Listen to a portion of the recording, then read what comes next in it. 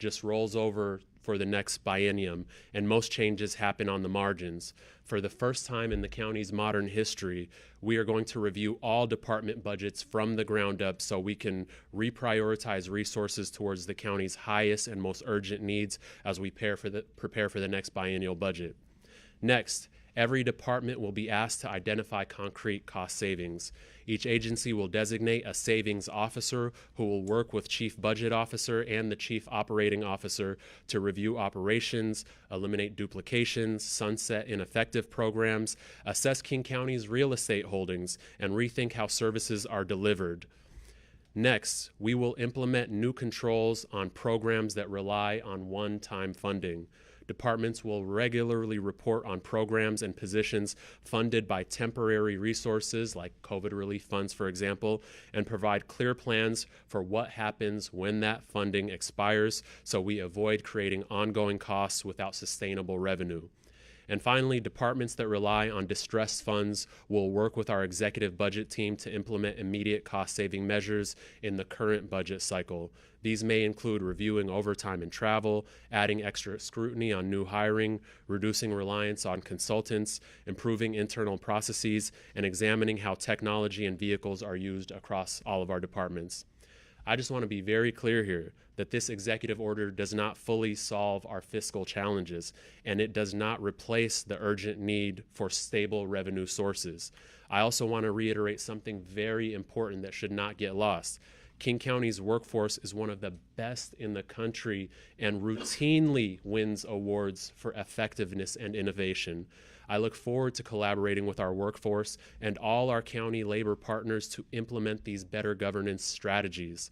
I believe strengthening how our government manages its resources will only help our workforce succeed and better serve our communities. These measures will also help us avoid much steeper fiscal challenges in the years ahead. I want to thank my executive office team and our department directors for helping shape this executive order. I want to thank members of the King County Council who are present and supportive of these efforts. Thank you, Councilmember Dembowski, Councilmember Dunn, Councilmember Perry, and all the others who have been supportive. My office has been hosting meetings with each council member in my executive office to be transparent about these challenges and invite early collaboration. We also have several members from our Transition Committee here today. Thank you, Transition Committee, for being here. You served on the Better Government Subcommittee. Thank you for your time and your ideas that you contributed. And finally, I want to thank County Auditor Kimber Waltmanson, who is present today, and Budget Chair Rod Dembowski, who are going to share their perspectives on these efforts. Without further ado, I would like to welcome up our amazing Budget Chair, Councilmember Rod Dembowski. Thank you so much. Absolutely, thank you. Okay, rule number one, do not follow Executive Zahilay at a press conference. Good morning, everybody. My name is Rod Dembowski. It's a privilege to serve and a pleasure to be the chair of the Budget Committee. I want to acknowledge our vice chair, Councilmember Jorge Barone, who's also here. Oh, sorry. Yeah, that's right. You line up. That's all right. That's all right. We ran out of seats, demonstrating the broad support that the legislative branch is bringing to this.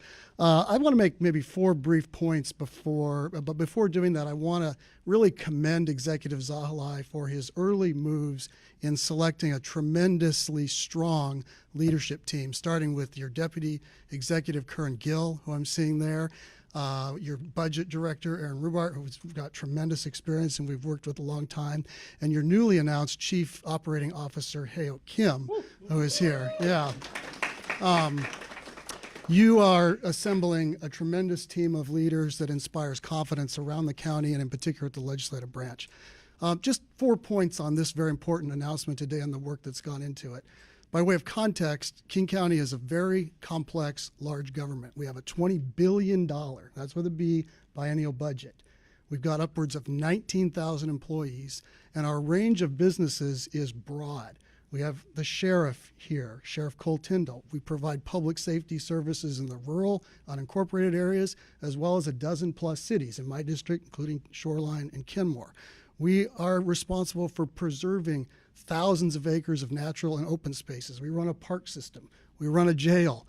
We've got a tremendously successful human services department. We run one of the very best transit agencies in the country with 5,000 plus employees, delivering over 250,000 rides a day and growing. It's a complex government, and there are a lot of things we control, but there are a lot of things we don't control. We don't control the statutory authority for our revenue. We don't control the economy. We don't control what our city partners do. It's a very dynamic government, and it leads to challenges that the executive is working to address with this executive order, and it's very important. Despite all that, we run a very good government. We consistently secure AAA bond ratings, allowing us to borrow money at the very lowest possible costs. We are fiscally cautious in our budgeting. We finished up this biennial budget very close to our 8% undesignated general fund reserve number at like 7.75%, allowing us to be prepared for unexpected things. That's not to say it's not tight, it is, but we have worked to really be careful and cautious in our budgeting. This executive order that Executive Zahilay is advancing is consistent with our philosophy of best run government and one of your 4 Bs for better government. It says, let's take a fresh look. Let's look at the very base and bottom of our operations and budgeting and start from the bottom and build up rather than just doing the renewal. That is a serious undertaking, and it's a really important undertaking, and it's a big undertaking. The County Council is 100% supportive of this. We've included budget language in our recent budgets to encourage this, and we are excited to see it. You have our full support.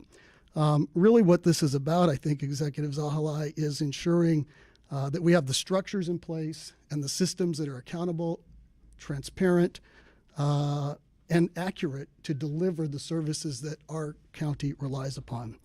My 4th point is this, and I've already hinted at it. You can see here today with our budget vice chair and council vice chair, our council chair, our chair of the local services committee, that the county council, your legislative branch partners, are 100% with you. We're excited to see this work. We think it's going to deliver real value, and you have our pledge to be solid partners in it. So thank you. Thank you so much, Budget Chair. Thank you. Next, I'd like to call up our independent county auditor, Kimber Waltmanson. Come on up. Thank you.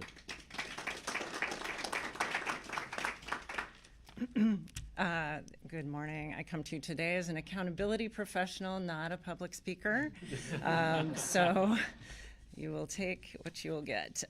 So 2 foundational components of the auditor's office work are accountability and integrity. My team and I center our work around these 2 tenets with the goal of enhancing the collective well-being of our community. I am excited that Executive Zahilay has detailed plans to bolster these 2 important values in his new executive order. Enhancing King County's ability to prevent, detect, and respond to improper acts is important to build and to maintain the public's trust. Last year, the council, led by Councilmember Dembowski, asked my office and the King County Ombuds to conduct a feasibility study for options for enhanced oversight. In a few weeks, the Ombuds and I will share the results of this study and the recommendations that we have for the most effective ways to enhance financial integrity in the county. Accountability and stewardship are a team effort, and to get the best results, we all have to be pulling in the same direction.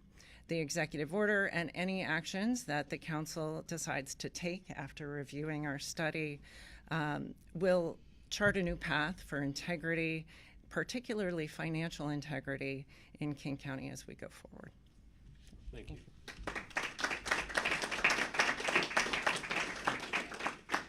Now I think we can take a few questions. Ryan. The millionaire's tax advancing in Olympia includes a clawback of the sales tax on services that they passed last year. The County Transportation Benefit District, I'm sorry, it was discussed at the last county council meetings that would have a pretty big impact on the finances, especially Metro's long-range financial projections. Can you tell us about your involvement in those negotiations and kind of how you've been helping with negotiate that?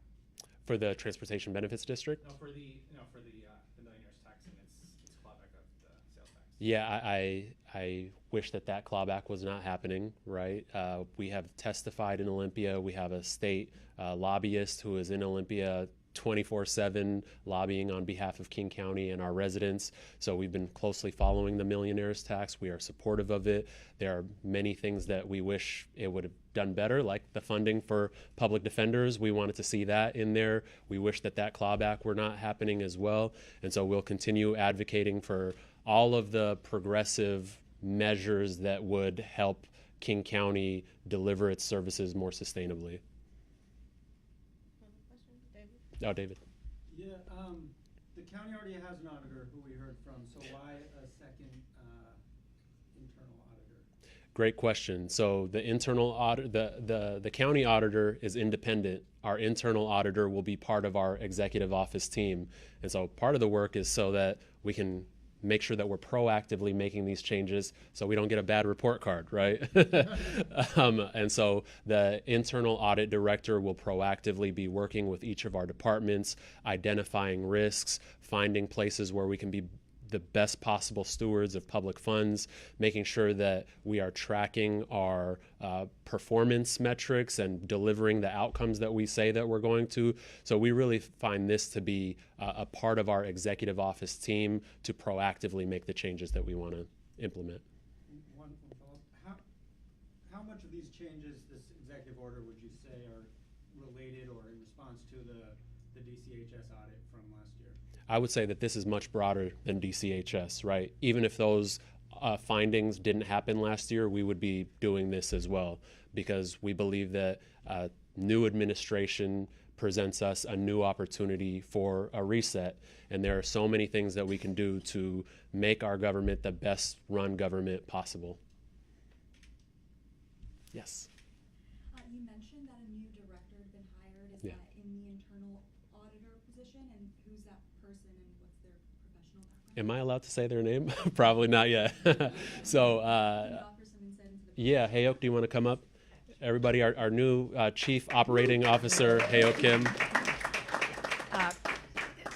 So the person currently works in the state auditor's office, has extensive background as a principal performance auditor, previously worked with our King County auditor's office, has a master's in public administration, and really, I think, more than anything else, importantly, aligned with the executive's vision about not replicating the wonderful work of our independent auditor's office, but really helping us to think about the systems level changes, the more proactive ways that we can, help address the future prevention of fraud and waste.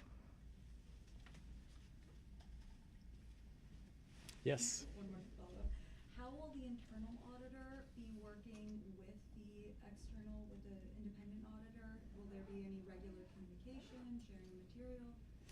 I would hope that they work closely together, but maybe Kimber, you can speak to how that typically works. Well, the last time there was an internal auditor in King County was probably about 17 years ago. So I think the process is up for development. Our plan is to collaborate very closely because there's room for everyone in the accountability space, especially if we're working together to achieve the same goals. Thank you so much. In essence, we don't want to be reactive to these issues. We don't want an issue to come up and then us have to respond. We want to proactively look for risks. We want to proactively look for ways that we can be the best run government possible. And I think that will both help us deliver our services more effectively, but also avert the very steep fiscal cliffs that are coming up in the next few years. Any final questions? Executive, Ryan. can I ask a follow-up with my question? Yeah. In terms of the millionaire's tax, do you think that do you agree with the governor that the proposal right now as it stands needs more work in terms of the impact on local governments like King Counties? I think I need to review where the millionaire's tax is currently. I know things are changing very quickly, but we can connect with our state lobbyists and give you an answer after this, Ryan. Thank you. Thank you so much. Oh, I think it's much. Please go ahead.